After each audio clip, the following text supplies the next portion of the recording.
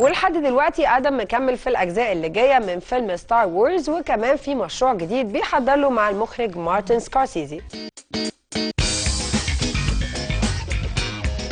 انطلقت في الفترة اللي فاتت أسبوع الموضة في الموسم الثاني اللي أقيم في قلب العاصمة بيروت. الحدث شارك فيه عدد من الوجوه الفنية والاجتماعية المعروفة في عالم الموضة اللي تابعوا عروض الأزياء اللي عملها المصممين اللبنانيين وكمان العالميين. قدم المصمم اللبناني أنطوان القارح مجموعة هات كوتور الجديدة لسنة 2016 تحت عنوان الروح الهائمة. الانسبريشن تبعي كانت بتحكي عن الروح، عشان هيك كان الموضوع اسمه الاسبري اون فول. حبيت جسد هذه النقطة الفلسفية إذا بدك اللي باخدها كل مرة بمواضيعي، حبيت جسدها بشيء نقدر نشوفه، بما إنه الروح نحن بنعيشها وبنحسها ويمكن عايشة جواتنا بس ما بنقدر نشوفها. وحتى في دراسات عالمية أثبتت إنه الروح لها وزن، مشان هيك كل إنسان بس ينتقل للحياة الثانية بيخسر قيمة من وزنه. فحبيت فرجي هذا الوزن اللي بيروح ونحن ما بنشوفه بشيء ممكن نشوفه.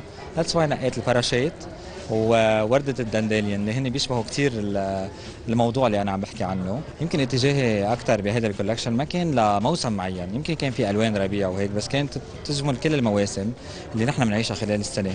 القصات كانت تتراوح بين ضيق وبين واسع، حتى القماشات كان في عندي تنوع كثير من اورغانزا لموسلين دانتيل برودري، حتى كان في برنت موجودين على الدراسز هول الخاصين بالكولكشن، عملتهم خصوصي لهيدا الكولكشن.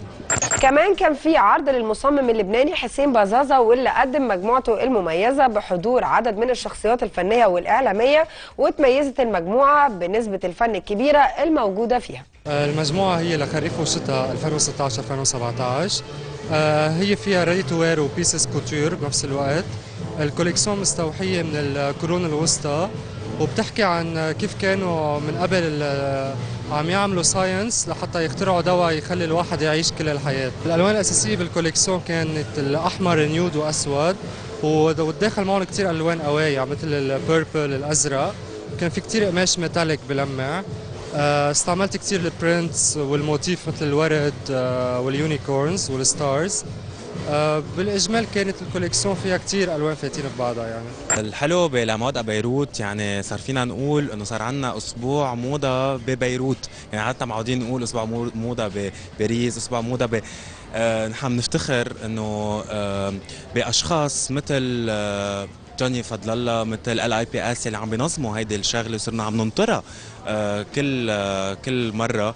الحلو كمان انها جامعه اليونج ديزاينرز وجامعه الانترناشونال ديزاينرز، فبنكون عم نشجع المواهب الجديده، وبذات الوقت عم نفرجي كمان اكثر الانترناشونال ديزاينرز كمان انه صاروا عم يعرضوا بلبنان، عم بيفكروا بلبنان قبل ما يفكروا انه يعرضوا برا. كولكشن كثير حلوه. اخر فستان كان كثير حلو يلي كله فراشات.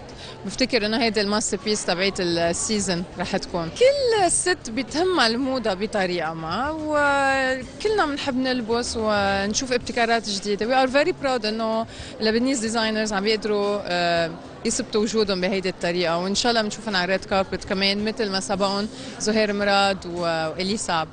أنا كتير مبسوطة، وخاصة لو أنا كنت من أول الداعمين له من وقت ما كنت بأت MTV. استضفنا مسيو جوني وكنا عم نحكي عن أول إديشن للفاشن ويك لموضة بيروت، وكنت من أول الداعمين لأهمية أسبوع الموضة ببيروت، أهميته على جميع الأصعدة. فأكيد أنا اليوم موجودة هون مبسوطة، وفاينلي أم براود إنه عم نعمل هيك إيفنت بلبنان، وعم بيكون أحلى وأحلى كل سنة. كتير مبسوطة بهيدا النجاح، أكيد خاصة من بعد تعب أشهر وأيام وليالي تعبنا لحتى نحن نطلع بهيدا المسلسل. وتوقعته صراحة لا، ما توقعت لأنه مثل ما بتعرف هيدي أول تجربة لإلي بالتمثيل، فأنا ما في أعرف إذا الجمهور رح يتقبلني، رح يحب الشخصية، رح يحب الكاركتر، أو يحبني اللي أنا كممثلة. وبتعرف هذا الموضوع كتير صعب، لأنه محبة الناس أو الناس تتقبل شخص سبيشالي أون TV مش جارانتي. اول شيء مش مضمونه، ثاني شيء ما فيك تعرف، ما فيك تقول انا رح اطلع ورح انجح. في ناس عم تحضر، في مشاهدين ببيوتها، هن يلي بقرروا، هن يلي بيحكموا عليك وعلى عملك. وعلى مين انت حتى. فانا اكيد ما كان في اضمن نجاح قمر، بس كنت بتمنى دائما انه وصل للناس القصه، الستوري، الحكايه، الاحاسيس، الايموشنز، عيش العالم القصه تبع قمر اللي كان بحزنها، اللي كان بوجعها، اللي كان بفرحها، اللي كان بحبها.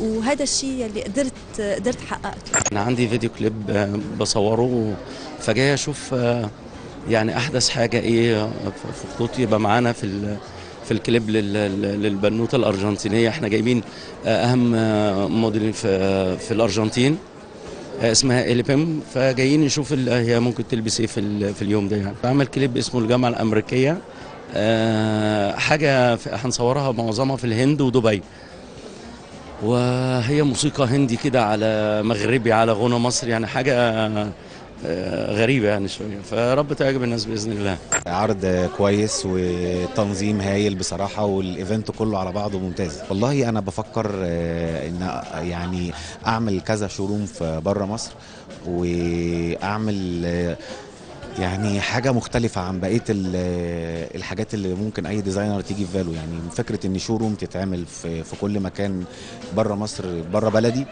احلى بكتير قوي من اني ابقى مركز جوه بس. العرض كان حلو جدا وفي منتهى الشياكه. مسيو حنا توما طبعا غني عن التعريف، ده شرف ليا ان انا اكون موجود هنا، لانه انا المفروض المصري الوحيد اللي همثل بلدي في الفرانشايز بتاع لامود بيروت كايرو. كولكشن بتعقد، انا دايما بلبس من عند حنا توما، وحبيت السمبلسيتي وحسيت الالوان كتير ايرث كولرز وحلوه، وفي افكار يعني بلا ما يلعب بالشكل لعب بالقماشات التيول وهيك، كان كتير حلو. شو بدي خبرك عنها، جيب حلوه ان شاء الله يحبوها العالم، يعني هذا اهم كلمه. ودائما قبل يصير عندنا شيء جديد بنحب نفرجيه نعطيه للعالم يعني يشوفوه، لانه هيدا ذوقنا. في الابيض، في الازرق، في الاحمر، في الاسود، في كثير الوان يعني، بس كله منسجم مع بعضه. وعطينا كانه نفحه للربيع، يعني بتحسه ربيعي، بتحس الفرح، بتحس الفريش. هذا اللي كنا مركزين عليه اكثر شيء، يكون خفيف، ما يكون يعني يكون لايت، ما يكون جامد وتطريز ثقيل وهذا، لا، كل ما كان خفيف. هيدا هلا مبدأنا.